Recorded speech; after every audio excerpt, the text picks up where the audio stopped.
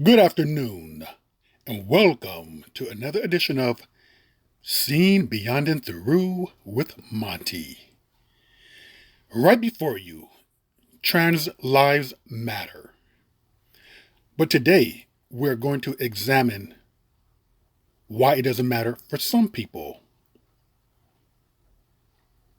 Why some people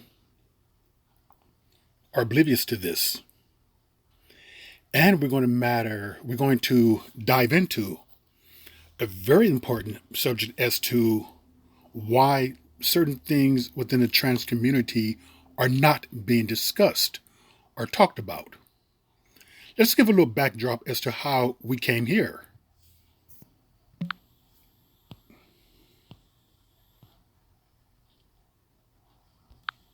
Okay, last week on my social media, Ahmad Aubrey, the murdered young man who was murdered by two white supremacists. Well, as you know, people were posting about him. So I posted about him also. And what I posted was this here. And it goes on to say, under his picture, it talks about how, so in the year 1989, an innocent Caucasian female who was jogging on Central Park was attacked, which caused Central Park 5 innocent minority males spending years in prison while being innocent. Fast forward to the year of 2020, we have an innocent African American male, Ahmaud Arbery, who was jogging and then brutally killed by two Caucasian males caught on video camera. But the two males who committed the crime are currently free. So this was before they were arrested, before they got arrested. So this prompted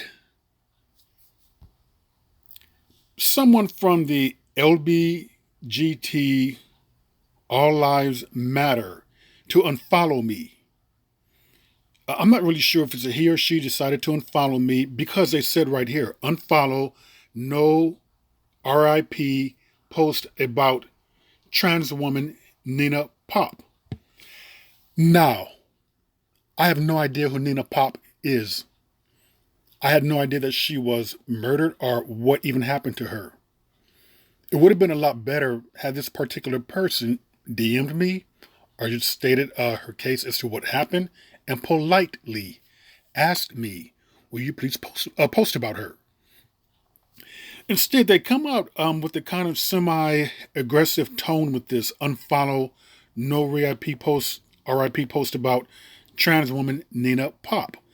So I decided to, let me look up who Nina Pop is. So here's trans woman Nina Pop, stabbed to death in Missouri. Pop is at least the 10th transgendered person to be murdered in the U.S. this year.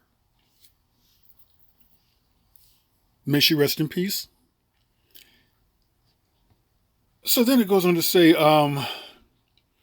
adding to the growing death toll of transgendered women of color across the nation, Nina Pop, 28, was found stabbed to death in southeast Missouri on Sunday, May the 3rd. Pop was found in her apartment in Sklouson, Missouri, with multiple stab wounds. So that's who this person at the All Lives Matter thing who decided to unfollow me for posting about Ahmaud Arbery was referring to. Now follow me, because I'm going to tie all this together. It's going to be tied together. Now just listen to this right here. This is, she's on Pose, and just listen to what she says.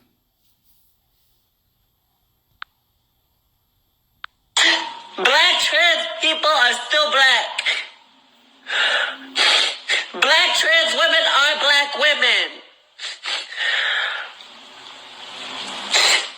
So I hope I see everybody who was mad and angry and sad and hurt to see what happened with Sandra Bland. I hope we see the same public outrage for Laylene. My sister. Our sister.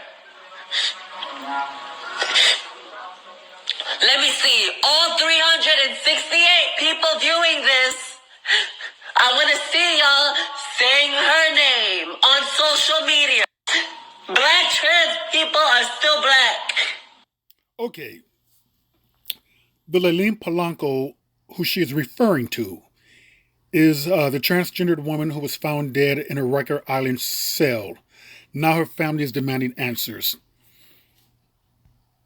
Apparently, trans inmate Laline Polanco found dead in Rikers Island's jail cell.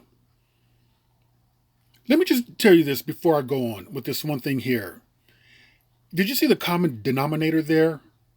This is what you do not want to do. You do not want to do an outburst like that when people are referring to a Sandra Bland or dead black female or dead black male.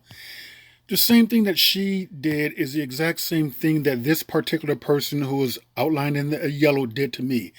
I was bringing up the death of Ahmaud Arbery. I was not talking about trans people. I was not bashing anyone, but they came in there deflecting to this death right there. To this person who was dead right here, apparently murdered.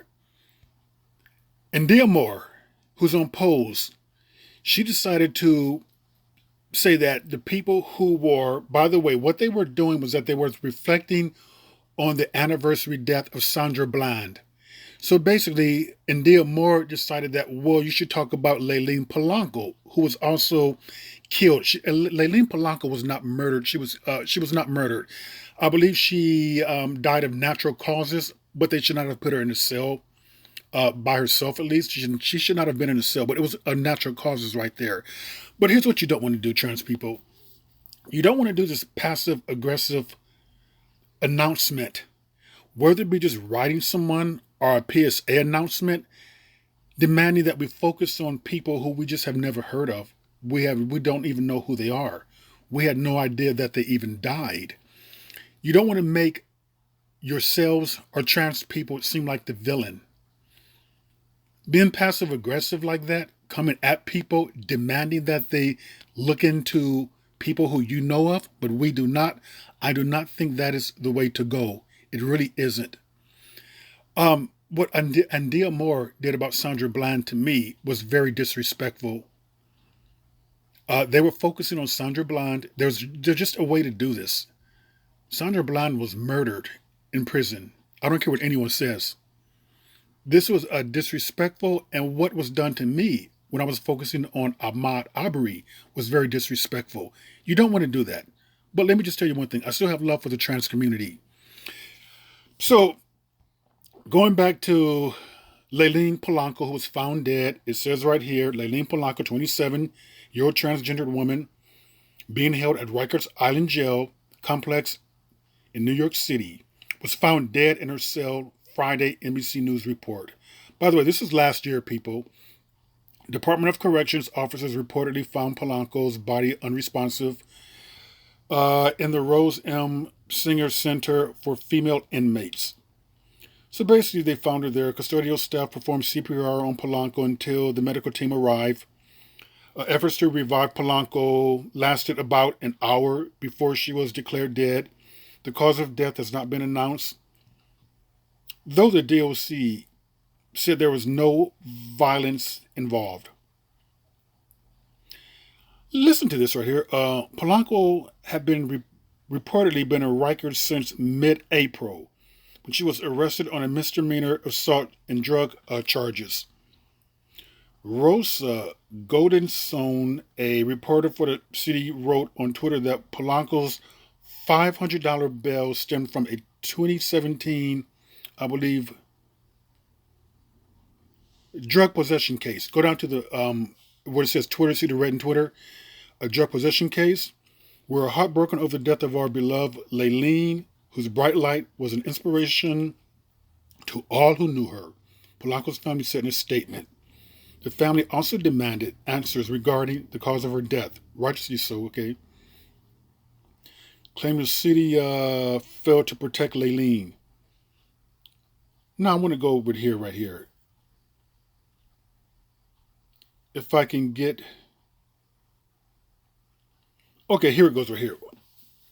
Polanco was notably a member of the House of Extravaganza, which had been a staple of the New York ballroom scene since its founding in 1982.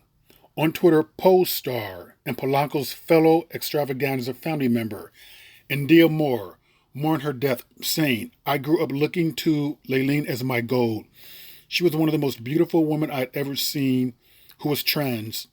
She and so many other girls were an example to me." I'm going to stop right there because I just found something very strange here. Remember the outburst that India Moore was saying on the video? I find it very odd that it was only a $500 bail and no one couldn't raise it. And Dia Moore is a star on a nationally syndicated series. And if this was her friend and her idol, why didn't she give up the $500 to get her out? So why are you crying and screaming on video to the black community to remember her? When apparently while she was alive, just requiring a $500 bond, you couldn't even remember her. That's just very odd to me. But I'm going to move on and tie all this together as to what I'm getting at right here, though. See these trans women right here? These trans women here? All of these women right here were murdered. State of emergency, at least 17 transgendered women have been murdered. Very sad. It's very sad indeed. It really is. Let's move on to some more faces right here. All of these have met their demise by being murdered. But I want to talk to you. This is not going to be pleasant for a lot of people to digest. It's not going to be pleasant for many in the trans community to really admit because they refuse to talk about this subject right here. And the subject here is to why are they being murdered?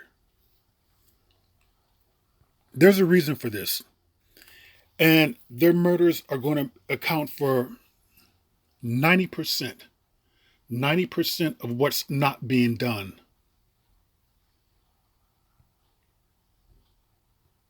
Here's some more faces. All of them deserve to be alive. They did not deserve the end in which they got. But here's the problem. People like Polanco, I guess she's a leader now. She has a huge platform. And others in the transgendered community. What they are not talking about is how these women were murdered. And I will talk about that here. Because I've been studying this for a long time, which you will see. Most of these women here were murdered in either prostitution, sex acts, dating, where they did not disclose to the men who they were interacting with that they were not biological women. That's where most of that is from. They do not want to talk about that because it makes it seem like the trans women are villains. You know, sex workers are people who we look down upon in this society. I don't, but many people do. They look at them as being less than human. They look at them as not being worthy. That somehow they are the result of their own demise. Let me just say this much. I do believe that by not disclosing who and what you are, you contribute to a little piece of that. I do believe that you could have saved yourself had you would have been upfront about who you really are. To one degree, you talk about, let's be honest, let's be open, let's live our truth. But at the time of, let's say, a trick, you're turning a trick and money's involved in that, you're not being honest or open. At the time of dating sites, many times, you're not being honest or open. When you're going online looking for love, you're not being honest or open about who and what you really are. Honesty at that particular moment can save lives. Let me give my opinion. I really believe that if many trans women were honest and open during the trading of sex, during their dating sites, going online, I believe that you would cut those murders in half. It would be easily cut in half. I know that's hard to talk about. It really is. And try to understand this. I'm not condemning them. First of all, I do not believe that even if someone is lying about who they are, that they deserve to be murdered. That murder should be the outcome. However, they're not dealing with me. Other people snap. I'm not sure about the gay panic defense thing or the trans panic defense. I'm not understanding really the brain, someone's brain if they're engaging in an intimate sex act. All of a sudden, they find out that that person is not who they are, and if their mind can snap. I'm not sure either way. To be honest with you, I would say I'm sure that it's very dangerous. Obviously, something happens when you do that, and it's not worth your life. I don't understand why is it so difficult for these trans activists or people with a large platform to just tell the young ones up there, if you're going to prostitute, it is safe. It is imperative for your own good to be upfront about who you really are. If they're going to drive off, if they're going to walk away, if they're going to run away, if they're going to turn their back on you, hold their money, so let it be. But guess what? You still have your life.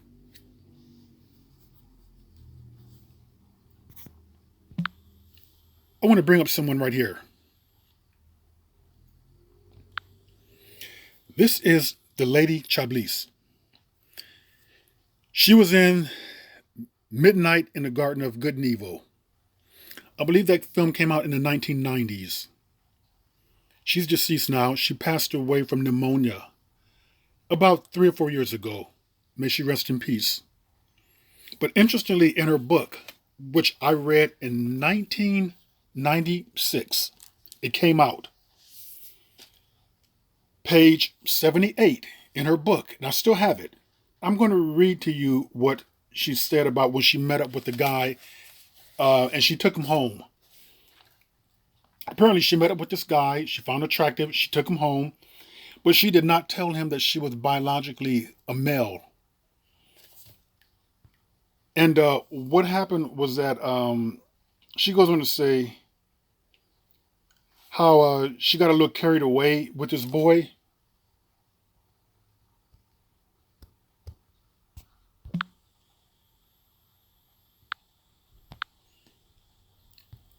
How she got a little carried away with this boy.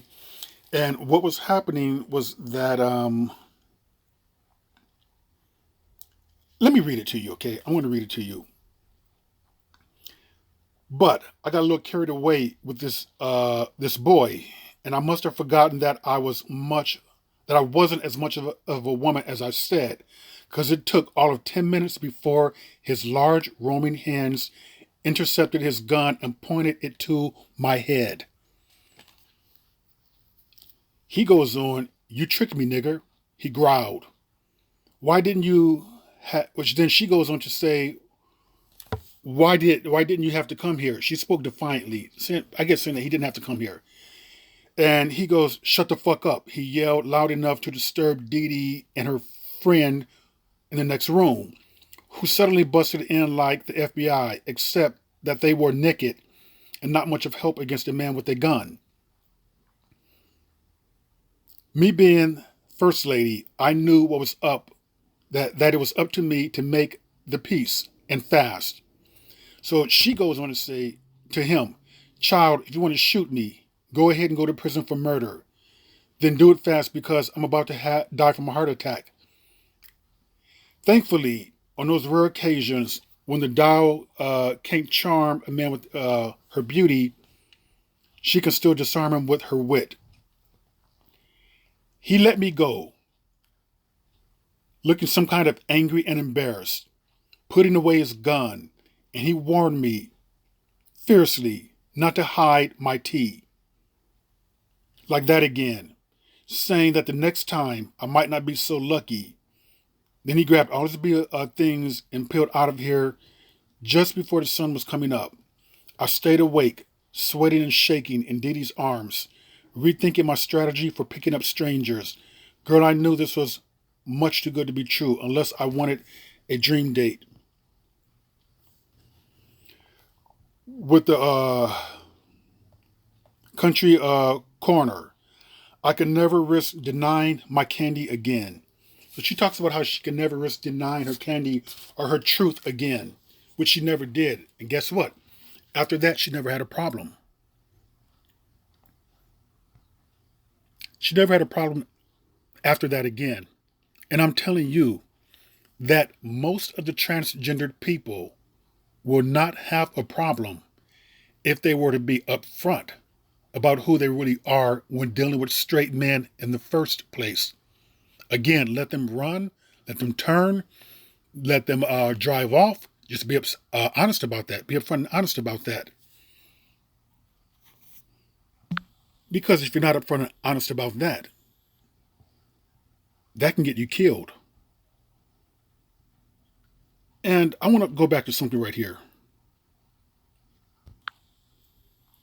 This is Gwen Arreo. Gwen Arreo was a 17-year-old transgendered person who went to a party. At a party, she met 4 guys. 2 of the guys had sex with her. And what she told them was that she was on her period. So she allowed them to have sex with her anally. And what happened was that one of the young girls at the party came into the restroom while Gwen was using the restroom and discovered that Gwen was a male. She told the guys that, and Gwen was beaten. Here goes the murder of Gwen Arreo. Gwen Amber Rose Arreo, February 24th, 1985, October 4th, 2020, was an American Latin teenager who was murdered in Newark, California. She was killed by 4 men, 2 of whom she had been sexually intimate with, who beat and strangled her after discovering that she was transgendered. Go ahead and read the rest of that.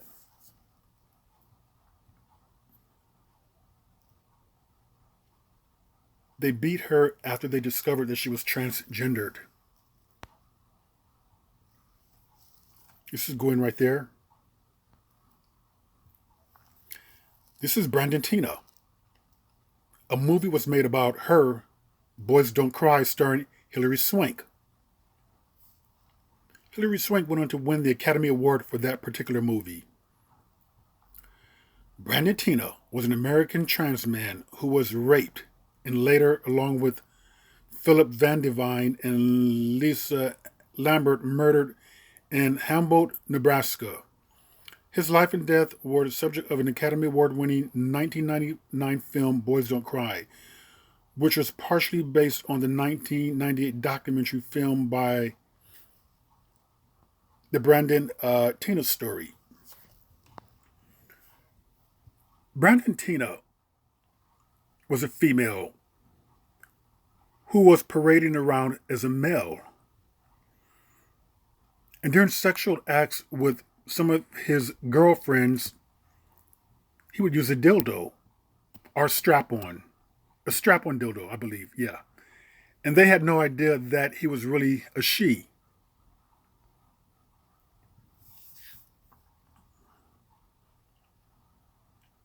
And consequently, and I want to say one thing that bothers me with that.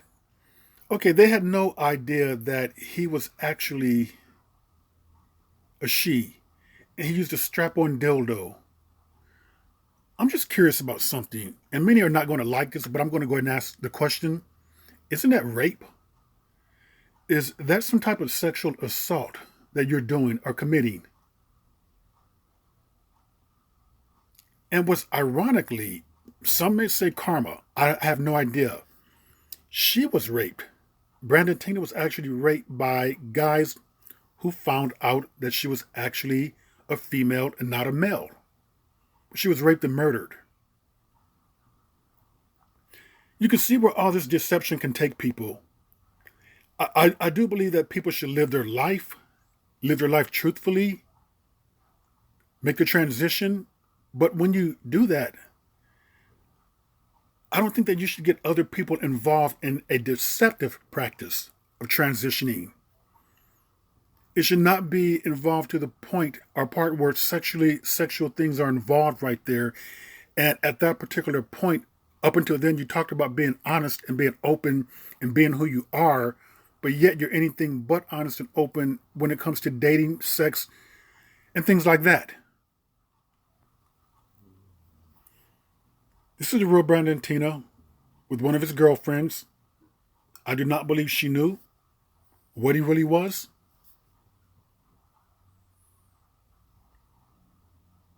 Lady Chablis again.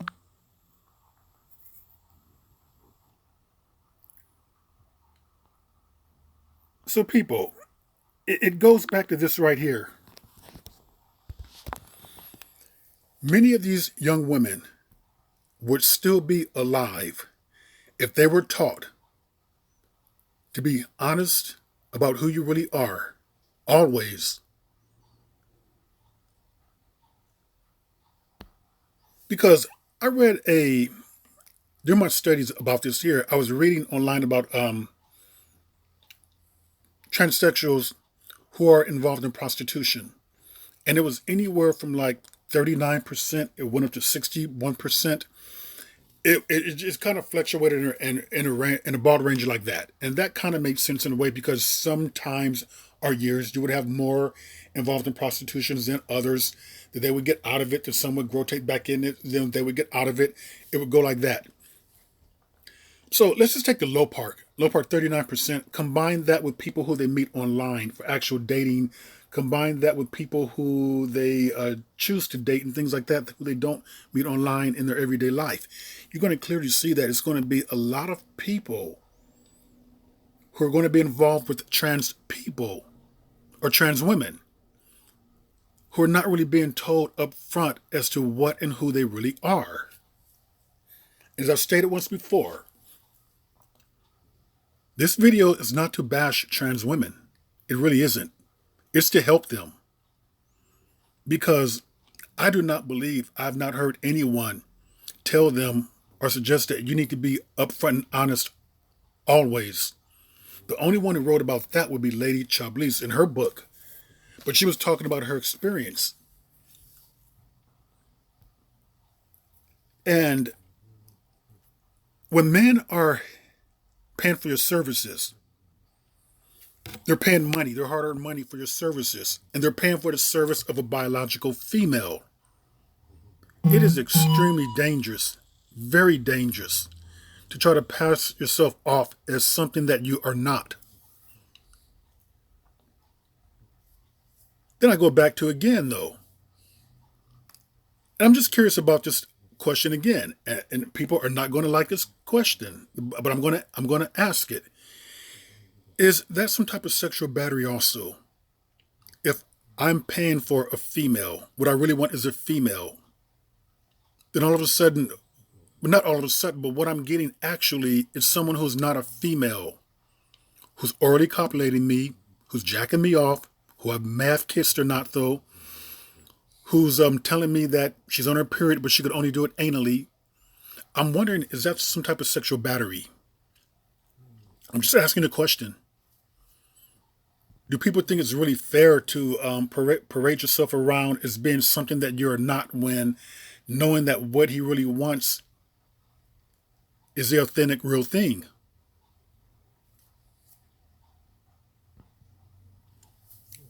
I think that people really do need to look at this carefully and start talking about it. Yes, we're talking about the many trans women who are being murdered, the many black trans women who are being murdered. And I do not believe, for the most part, it is not men who are going out there in the streets looking for trans women to be murdered. I do not believe that that's the case at all.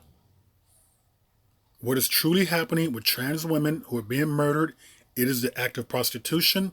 During the act of prostitution, during the act of sex, during the act of dating, online sites, it's those circle of things that is involving that.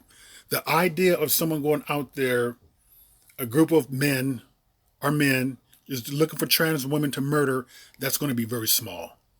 Let me say this much. That does happen. That does happen all over. But compared to the others that I have mentioned, that is going to be very small right there. May all these trans women rest in peace. They do not deserve that. However, we're dealing with life. This is life. Apparently, men can snap when they figure that you're not really who or what they want, or asked for, or paid for.